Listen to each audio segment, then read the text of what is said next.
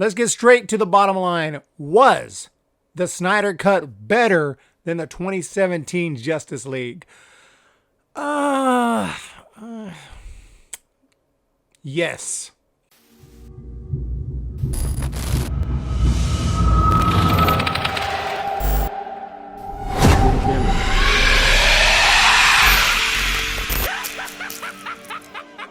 Hello. What is up, everybody? Welcome back to the channel. This is Eric, and today we're talking about the Snyder Cut. It took me a few days to finally get to it because it's freaking 4 hours long, but I finally checked it out, just finished it. So while it's fresh in my mind, I want to give a quick review of this version of Justice League. For a little background, I am a fan of DC. I wanted to become a big fan. I was really excited about the DCU. Unfortunately, I think there's been a ton of missteps. I think, as everybody has always said, it was completely rushed. They jumped into BVS. They jumped into Justice League. There was just a complete mess behind the scenes in the production of that film, and that's why it turned out to be quite lackluster. Honestly, I didn't hate it as much as a lot of people. I thought it was, enjoyable. It was okay, but it was definitely not what you want for Justice League. You want this to be an absolute borderline masterpiece. You want it to be spectacular. You want it to be amazing. You want it to be built up properly. You want your characters to be developed. You want a really awesome villain. You want the stakes to be high. I mean, yes, the stakes are technically high. The world's going to end, but they didn't feel that high. And with all the production problems and all that and the reshoots and everything, and you got half directed by Joss Whedon, half directed by Snyder, I mean, what are you gonna get? And we got what we got. I thought it was okay. I thought it was better than I expected because I was like, this is gonna be garbage, and I didn't think it was. I actually prefer it to, it's not my least favorite DCU film by a long shot. It was definitely not as good as it should have been, as Justice League should have been. So now with this new version, is it better? Like I said, yes, it is better, definitely. The overall tone and look of the film is better, no doubt. It is darker, it is more Snyder-esque, but I actually prefer Snyder-esque for the most part. The score is better. The score is clearly different. And yeah, I mean, obviously, although even the scenes that are the same, you can tell the color palette is changed. It's darker, it's more gritty, it's just better, it's just cooler. I just like it. I like it that it fits better with Man of Steel and BVS. I don't like BVS as a film, but I do like the look and the tone of it.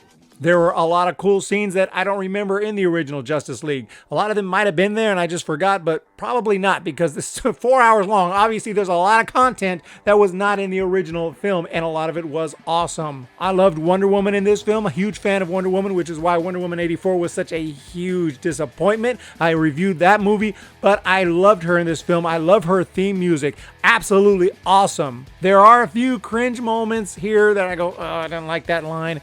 That I don't remember the other one, but the other one had plenty that weren't in here. So, there's those kind of things. There's always little moments that I can nitpick about, but overall, it was much better. Steppenwolf, the new look, I prefer it. Not that it's, if this was the look of the original one, I probably would have criticized the villain if the only thing that was different was the look.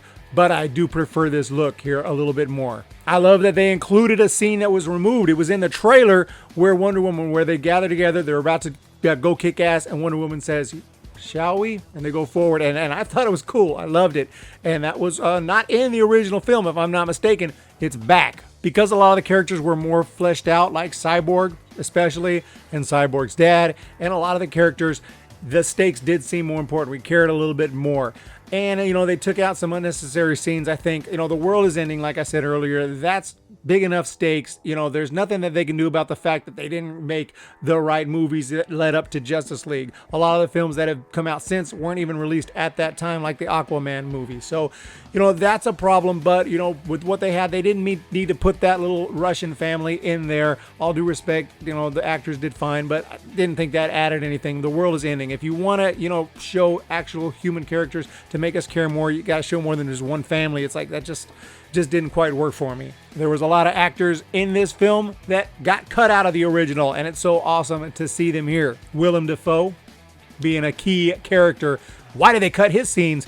he was pretty good. He didn't have a ton of scenes, but he was in here, and it was really awesome to see him. As for Flash, there's some good and bad. I thought he was really funny in the original, 2017 version, and some of his funnier moments weren't here because they must have been Whedon moments. Obviously, they were Whedon moments, and I thought they were hilarious. There's 2 laugh out loud moments from the 2017 version I'm about to talk about that were not in this version because clearly they were reshoots or they were somehow ADR, added audio, something that they were added in there for comic effect. I thought it actually worked. One of them was the Pet Cemetery joke when Superman's coming back from the dead and he looks crazy and he's like, he mentioned like, hope it's not some Pet Cemetery situation. And then when Superman, everyone's freaking out, and then there's some added scenes also that were added in there with Aquaman going, he's not all right.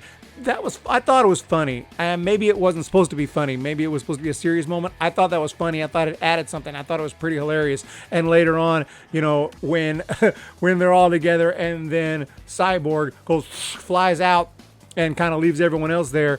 And even before he said it, I'm like, did he just bail? Did he just roll out? And then, Flash says, did he just bail? I thought those were some funny moments. But having said that, there were a lot of other attempts at humor, such as when Flash falls onto Wonder Woman and grabs her boobs or whatever. That was so lame and terrible. To lose that scene, I'll lose the other scenes as well, because at the end of the day, it's not a comedy. I don't need a whole bunch of laugh out loud moments, although there were some. And some of the moments were still here from Flash that were pretty funny moments, like when he's left there by himself. He's like, oh, they just disappeared. That's still there and other moments as well. So Flash, there's good and bad. And there's sometimes he's just so beyond. He's just so dumb. He's like, it's just kind of unrealistic. Like when he's dressed up as an Air Force soldier and he's trying to get on the base and he's just acting like an idiot. And he gives him his ID card and he's like, aye. Just supposed to be funny. It's like, dude, nobody is that dumb. Nobody. I understand that he's not in the Air Force. He doesn't know the correct lingo, but no, he's acting like crazy. And then when the guy gives the ID back, says, you're good to go. He's like, I am? Oh, gee. Like, no. You would be like, thank you so much. Come on, man. Don't make him a complete moron. But other than that, that's just a couple of little nitpicks. And also, I'm sure that others have mentioned that it does seem to go on and on and on after it's already over. It's over. It goes to an epilogue. It has a really nice epilogue for about 5-10 minutes. And then there's another scene that looks like the next movie is starting, and it's like, what's going on here? That's when the Joker scene comes in. There's it's pretty cool. I thought that Jared Leto was pretty awesome as the Joker, other than a couple of lines. That's not his fault. That's the script. I thought was pretty bad. But overall, I thought that was pretty cool, but I was already like, it's been 3.5 hours. This thing needs to wrap up. So it's just little fan servicey stuff. Honestly, if Zack Snyder's vision had come out as he wanted back in 2017, they obviously would have cut it down to, I don't know, 2.5 to 3 hours, something like that. It wouldn't have been 4 hours long. So all this stuff was for the fans, and I can't complain about all of that. That's just stuff we have to live with there with some extra footage, and maybe it makes the film not as pleasant to watch in one sitting. There was one more scene I just thought of that also was there that I was so happy that was there. I was like, I hope they didn't remove that. I hope this wasn't a Whedon thing. And that's when Flash starts going after Superman, and Superman, his eyes start, because usually when Flash is doing his thing, everyone else is just like this. They're barely moving because he's so quick. But Superman actually he's Superman. He's coming to the side. Superman says, he knows what's up, and he's just a touch slower, but he is almost as quick. And that was like, and the funny part was, of course, Flash going,